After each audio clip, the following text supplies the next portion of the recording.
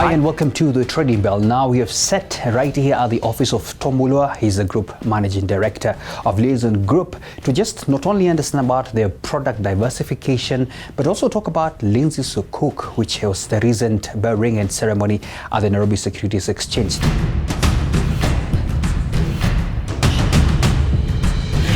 Tom Mulwa, welcome to the show. Thank you.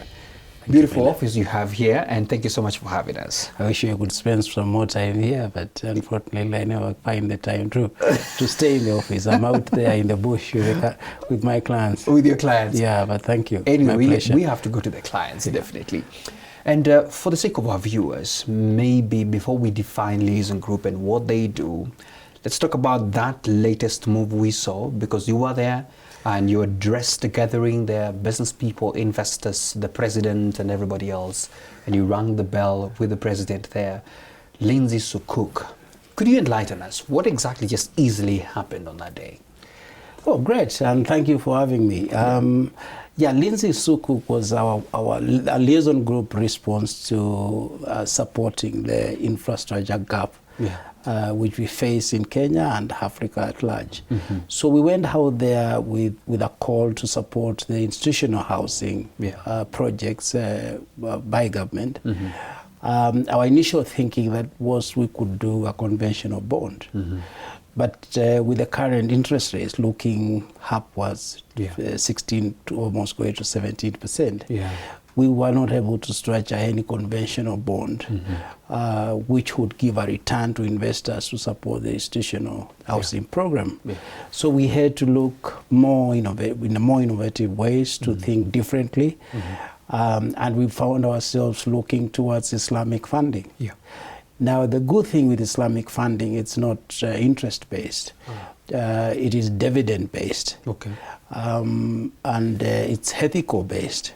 So around those principles, you are able to structure a sukuk, which is Islamic funding model, against which the investors, who are basically Islamic investors, Islamic finance investors, would then receive a dividend out of the returns from our institutional housing program. So that fitted perfectly well. And we're very, very proud of that successful issue. That's all about Sukuk in basic language. For the sake of our viewers, and really appreciating that this is ethical financing courtesy of the Islamic way of doing things, one would be asking me, I'm not Muslim, am I allowed to invest? Maybe that's one of the questions they may ask. And I also wanted to couple it up with, is this also a way of hedging from the volatilities of the interest rates that we've seen here and there? Yes, it is actually. First of all, the Islamic funding, just like banking and other Islamic products, are actually open to all of us. I would say is if we need to go out there and actually educate more Kenyans about Islamic funding. It is more stable, it is more ethical, it is more assured, because you actually receive a dividend. So if the program, like any other business, is well structured and all the downsides are covered, you are actually sure to receive a dividend. And most of the time, the return on the dividend, like for our bond, is assured at 11.13%. There are actually very few businesses who would return a bottom line of 11.13%, which is a very decent return. It is open to all of us. You could actually invest in it. It is quoted in the USP, so any of us would invest in that. So yes, it is open to all Kenyans and to the internationals as well. The other question you ask is about the volatility of our conventional funding. Yes, I think for us it's the best way to hedge. Because when we are looking, I mean, if I may just digress a little bit and look at our treasury bonds, for example.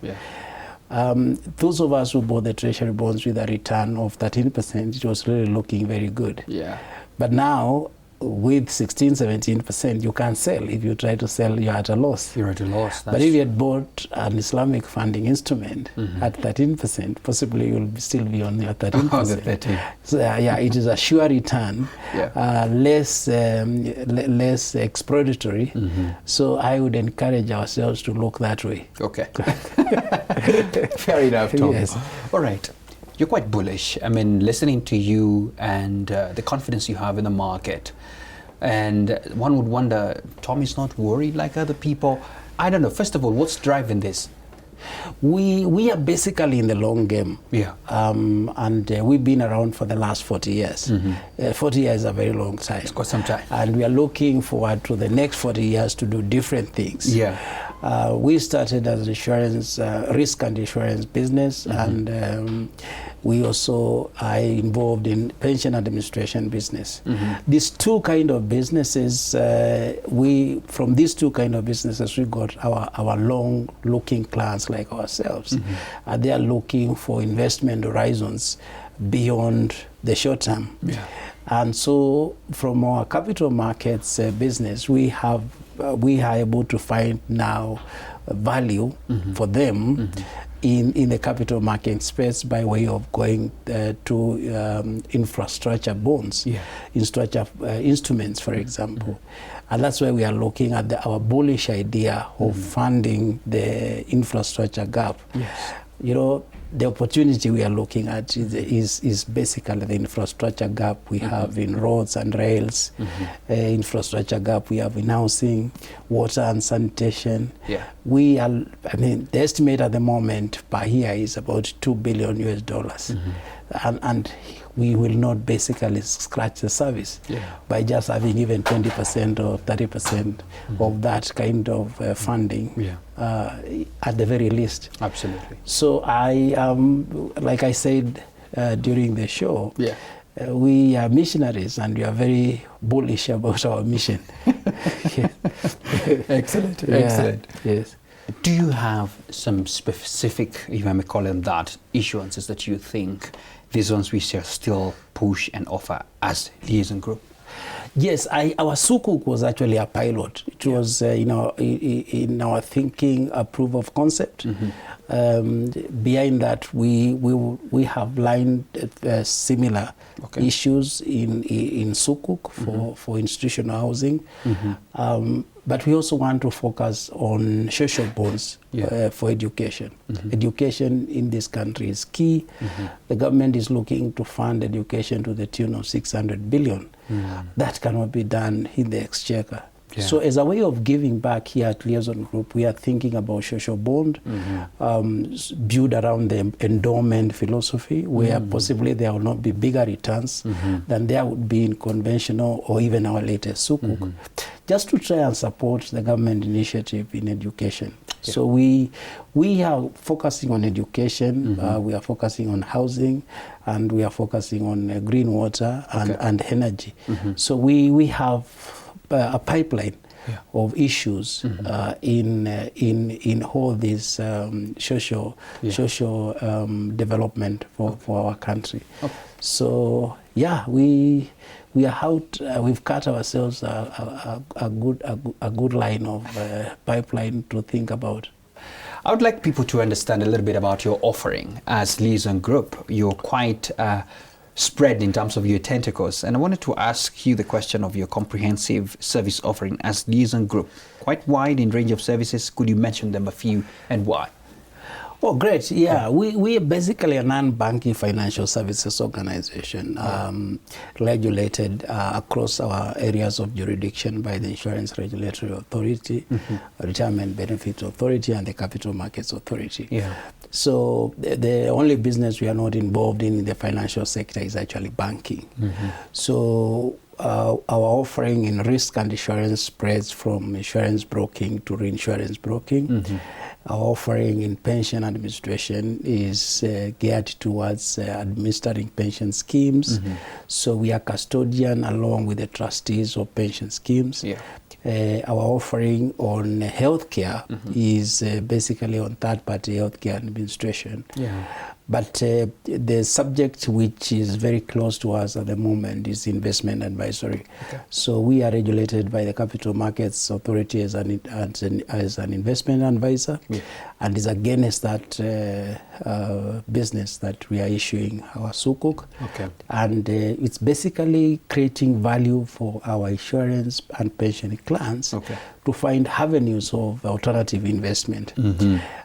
So we have found that as our niche opportunity to create value for our clients is at the same time help to support our socio-economic development as a country by way of automating our funding towards infrastructure development. Okay. You would agree with me that customers of today want to have seamless way of operations, especially integration, that I don't have to look for insurance here and then go save up there and all that. How are you ensuring that you have integration of all your products to have this seamless ways for customers?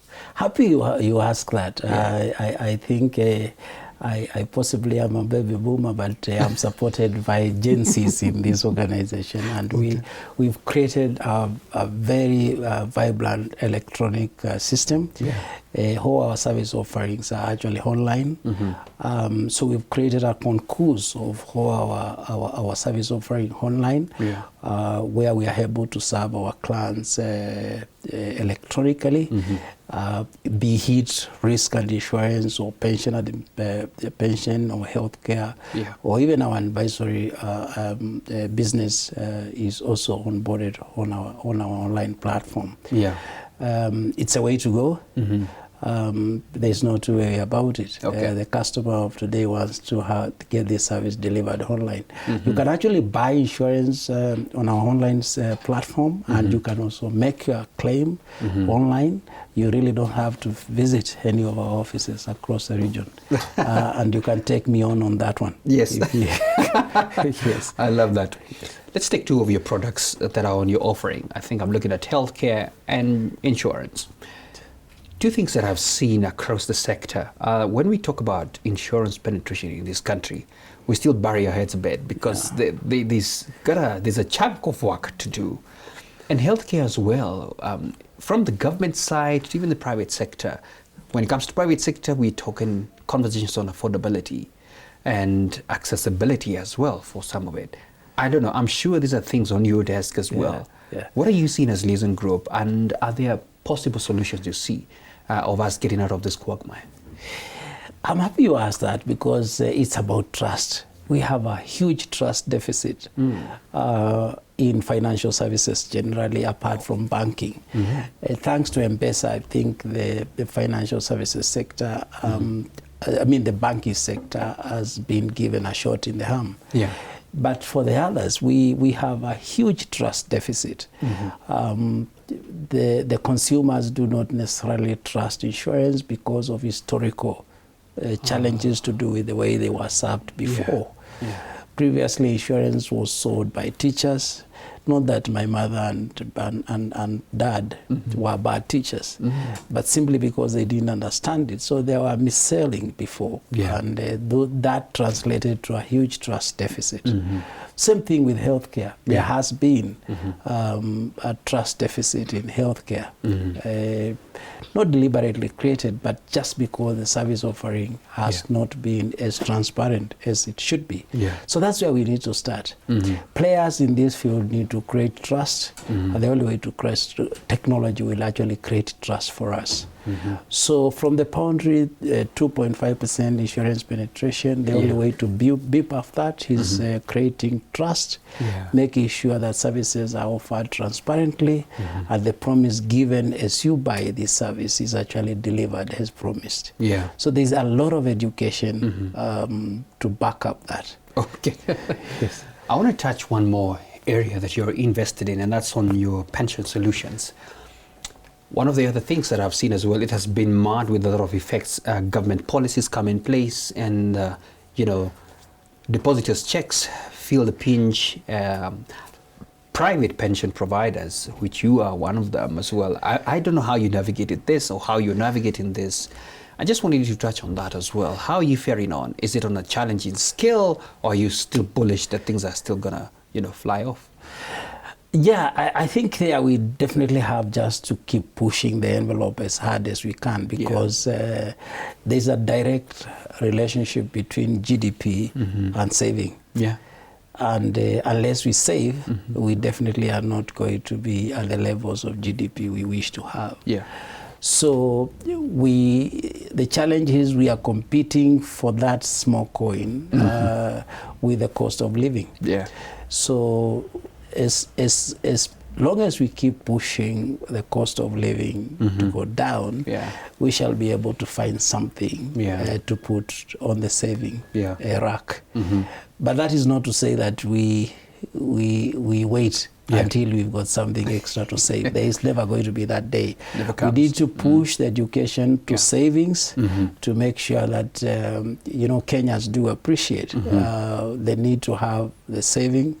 It is said that at least a third of your income should go to the saving, but even if not a third, at least a fraction, however small it will be, should go into savings.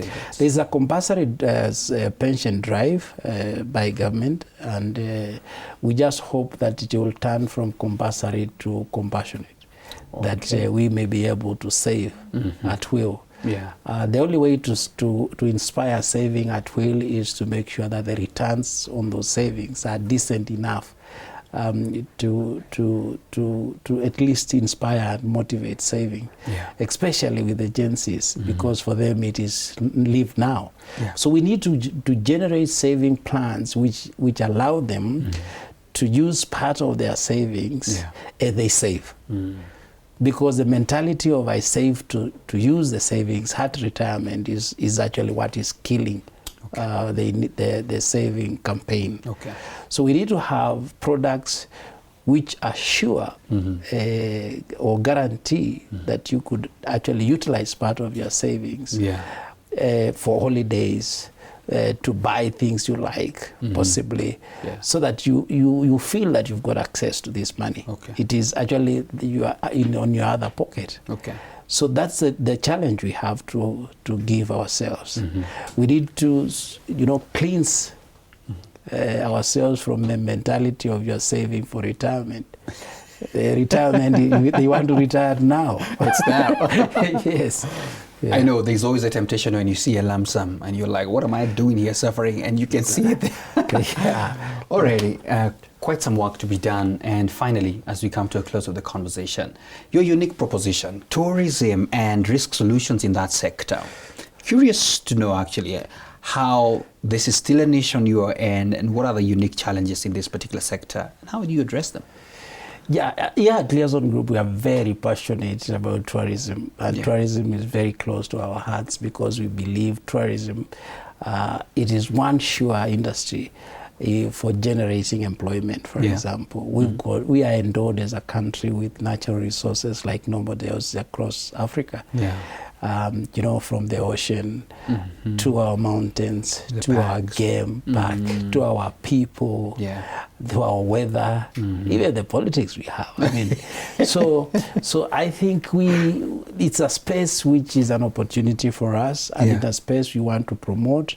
And our risk and insurance business is very clear that we need to protect our investors in tourism sector, because we feel it is one sure industry to create employment. The whole tourism ecosystem generates employment to the tune of maybe 1 to 10. For every dollar you invest in tourism, you could be creating almost 10 jobs. So it is an area, it's a space where we are very passionate about, and we need to showcase that. And our bias towards that is at least to encourage most of the Kenyans to look inwards towards tourism. There's no need to create other industries while we really have got one low-hanging fruit in tourism. So we have specific products for tourism on our own, and we wish to invest much more in that space. Even as a business, we are investors in the tourism sector. Yeah. Yes. I love that, and how positive you are about how much change tourism can do to our economy. Yeah. And thank you so much for that. I have to ask you this final question, because there's a lot of innovations popping up. You're seeing we're in the advent of AI and all those kind of things that are popping up. And I don't know what you're looking at in the future. From yourself, what is it that you keep thinking and saying, we need to start thinking big time about what's coming? Yeah, I think that is the next landmine. I mean, that's the next gold mine for us. The area of technology, it's where the opportunities will be. Okay. Fortunately for risk and insurance is the area as a business we need to think more about.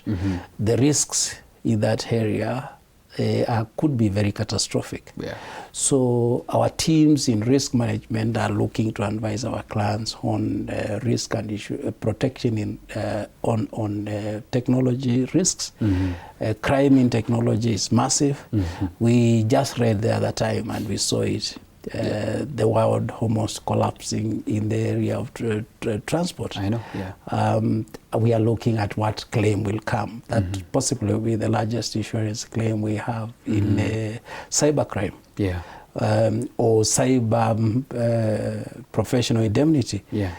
Because somebody will have to bear responsibility for all that inconvenience.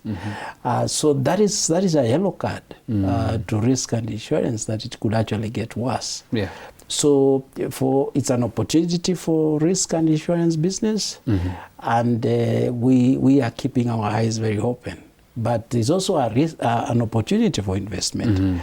We possibly, by teams in Liaison Capital, who are the investment advisors, could be looking to issue a bond. Okay. In that space. So yeah, so we'll keep looking at that huge area of opportunity. Okay. To see what comes out of it. Same thing with climate. Climate is another huge opportunity. The climate discussion going on around at the moment is an opportunity in the financial services sector, and we're also looking at that area in our risk and insurance business to see how we could cushion investors in that area. And more interestingly will be the climate bond.